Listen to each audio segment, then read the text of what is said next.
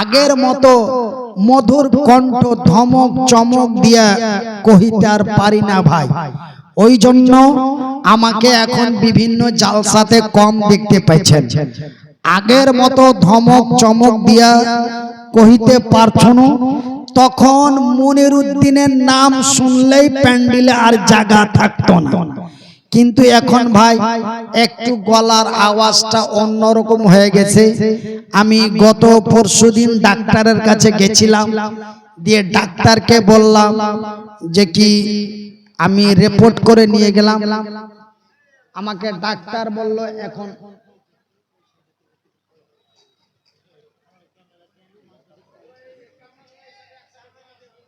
শুনেন, টেবিলটা আমাকে লাগবে। ক্যামেরাগুলো ভাই হয় আপনারা এই সাইড থেকে লাগান, আর না হলে এই সাইড থেকে লাগান। এদিক থেকে লাগাও।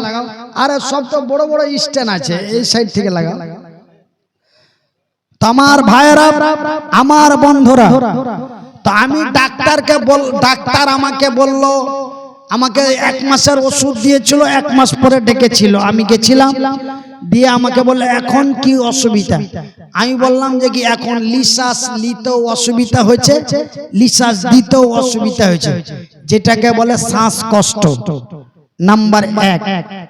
নাম্বার 2, আমার পিকআপটা একটু বাড়িয়ে দেন।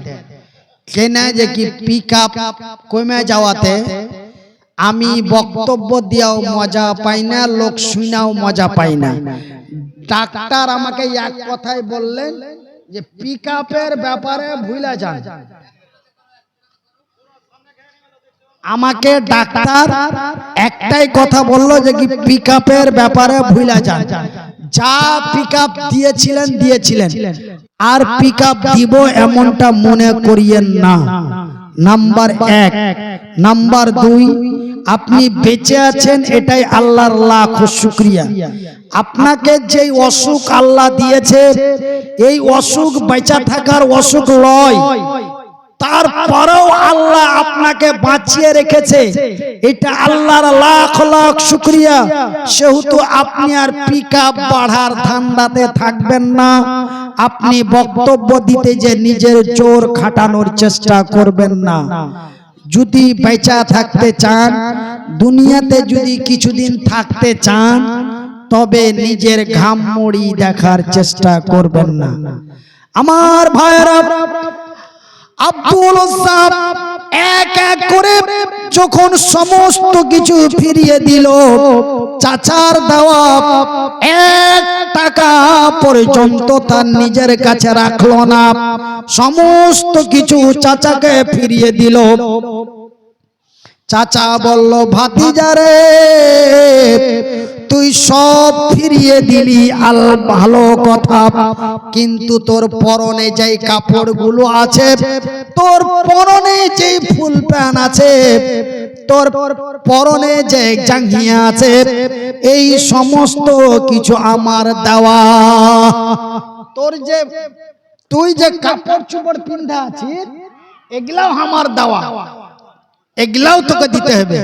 তার মানে এবার ন্যাংটা করার ভয় দেখাচ্ছে, যে যদি এবার ওর কাপড় চোপড় ন্যাংটা করে খুলেলি, তবে ও ইজ্জতের ভয়ে ইসলাম থেকে ঘুরে যাবে, ইসলাম থেকে ঘুরে যাবে।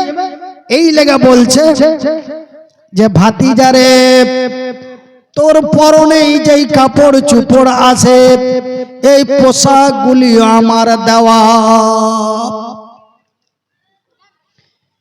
আব্দুল ওজ্জা বলে, চাচা তুমি যদি আমাকে পৃথিবী থেকে বিদায় করে দাও, জামা কাপড় খুলে দিয়ে দেওয়া তো দূরের কথা, তুমি যদি আমাকে পৃথিবী থেকে বিদায় করে দাও, আমি বিদায় হতে পারি, কিন্তু ইসলাম থেকে আর ফিরতে পারি না। আমার ভাইরা, আমার বন্ধুরা, যখন সর্বপ্রথম নরেন্দ্র মোদী আমাদের ভারতবর্ষের প্রধানমন্ত্রী হলো 2014 সালে, তখন যেখানে সেখানে মুসলমানকে পিটিয়া পিটিয়া মারতে লাগলো, পিটিয়া মেরে ফেলতে লাগলো, ফাটিয়া বাড়িয়া বাড়িয়া সাপ পিটা করে পিটা মেরে ফেলে। একটাই কথা, বলো জয় শ্রী রাম। জয় শ্রী রাম না বললে ওকে বেড়িয়া ধুড়িয়া মেরে ফেলে দিয়েছে। লাভাতে একটা মেরে ফেলেছে, দিল্লিতে একটা মেরে ফেলেছে, কালিয়াচকে একটা মেরে ফেলেছে, পাকুড় ঝাড়খণ্ডে একটা মেরে ফেলেছে। ওই তখনকার 2014 সালের গল্প। আমার ভাইয়েরা, আমার বন্ধুরা, কুচবিহারে একটা লোককে ধরেছিল, বয়স্ক লোক, মোটামুটি 42-45 বছর। ওকে জয় শ্রীরাম বলতে বলেছে, ও দু তিনবার বলেছে বলবো না। তারপরে যখন পাড়া পাড় সাটা 7-4 বাড়ি দিয়েছে, তখন জানের ঠেলাই বলে দিয়েছে, জানের ঠেলাই জয় শ্রীরাম বলে দিয়েছে। তোমার ভাইয়েরা, তো আব্দুল ওয়াহাব ও বলছে যে কি তুমি আমাকে উলঙ্গর ভয় দেখাও, ন্যাংটার ভয় দেখাও, দরকার নাই। এই নিয়ে নাও তোমার পাঞ্জাবি, এই নিয়ে নাও তোমার গাঞ্জি, এই নিয়ে নাও তোমার গেঞ্জি।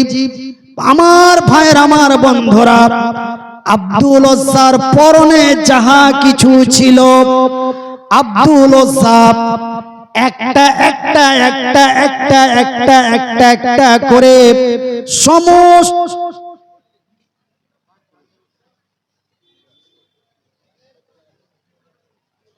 সমস্ত কিছু খুলে আব্দুল ওয়াহাব পূর্ণ উলঙ্গ হয়ে গেল, একদম পুরা ন্যাংটা, সব কিছু খুলে চাচাকে দিয়ে দিলে।